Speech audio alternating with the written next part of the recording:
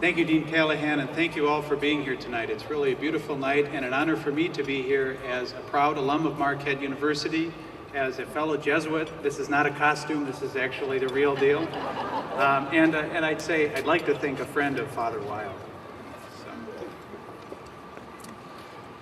Well, I began at Marquette University in 2000, and like many freshmen at Marquette, I was just astounded by Father Wilde's deep, resonant voice.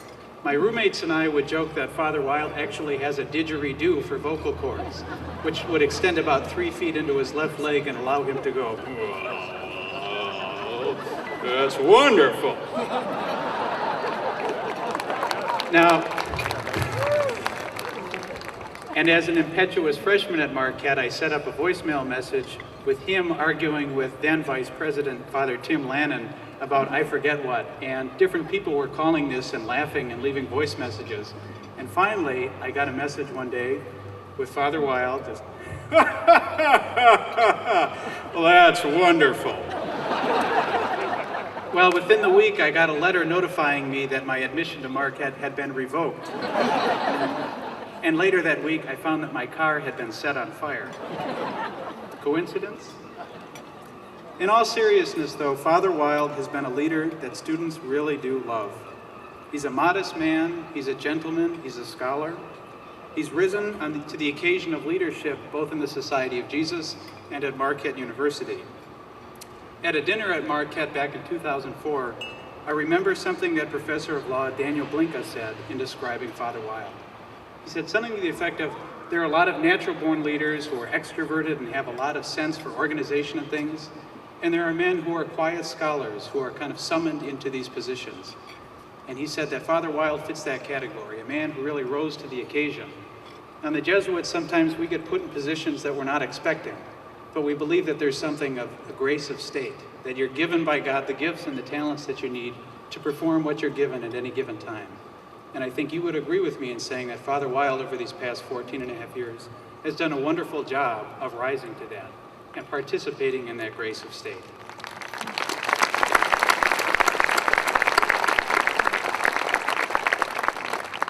Now, my senior year at Marquette University, I was sort of a Jesuit junkie, as were a lot of my friends and roommates.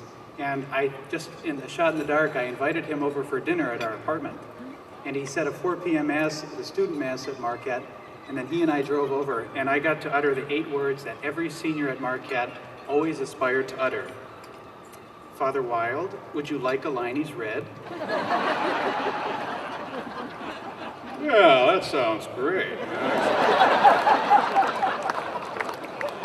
And in that evening, a gathering of about 10 students, we talked about each of ourselves. We talked about his history as a professor in the letters of St. Paul, and just about his vision for Marquette. It's really a lasting memory that I have of a man who is not putting himself on a pedestal, but in fact really does have a love for Marquette and a love for Marquette University students.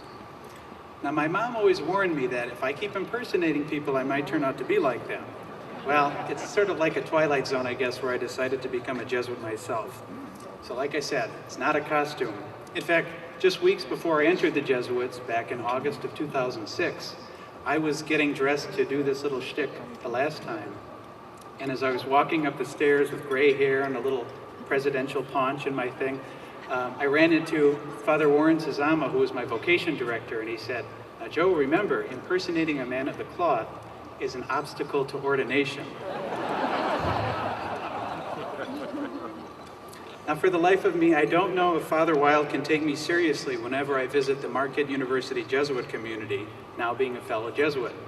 But he always greets me with a wry smile and a twinkle in his eye and says, "Well, if it isn't Joe Simmons, forgotten but not gone."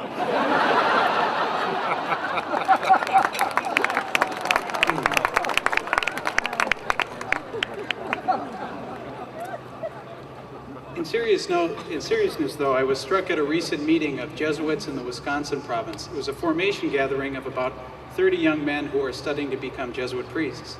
And one of them said, "I don't think everyone knows everyone here. So why don't we go around and reintroduce ourselves?" And I was amazed that about half of the men in the room had spent some time at Marquette University, either as an undergrad or graduate studies. And it kind of got me thinking, there really is something special that we have going on here. Far more than most of our Jesuit schools, Marquette really does value its Catholic Jesuit education and tradition. And there's something about the faculty here, there's something about the administration, there's something about the lay colleagues that we have that really makes me inspired and proud to be a Marquette alum. I hope you too are proud to be associated with Marquette University. Again, I think we owe our debt of gratitude in large part to Father Wilde.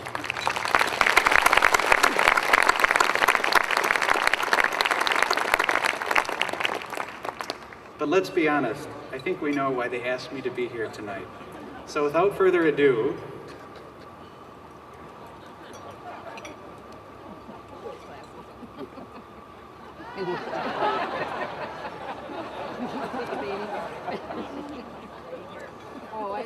good evening, dear friends. Marquette benefactors, benefactresses, faculty, brother Jesuits, and those starving grad students sneaking food in the food line over there as I speak. It is a great pleasure indeed to have you all here this evening on the future site of the Robert A. Wilde Memorial.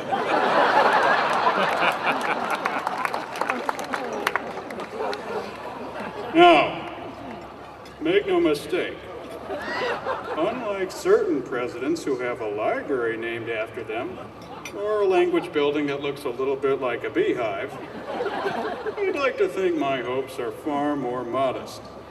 I would only ask that you build a castle made of marble and gold, modeled after the Hogwarts castle from Harry Potter. But I needn't tell you that these are tight financial times. I understand that. And so I'd be very happy with a gilded replica of the Magic Kingdom castle at the center of a small theme park aptly named Disney Wild.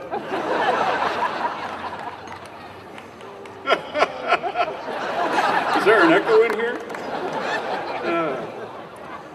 Now, we have had a lot of great new buildings going up at Marquette, including Eckstein Hall, our beautiful new law school facility.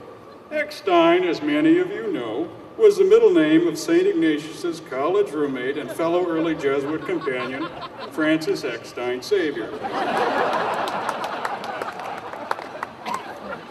Now, together with Xavier, St. Ignatius Zilver Loyola founded the Society of Jesus, which in turn founded many great universities, of which Marquette is a proud member.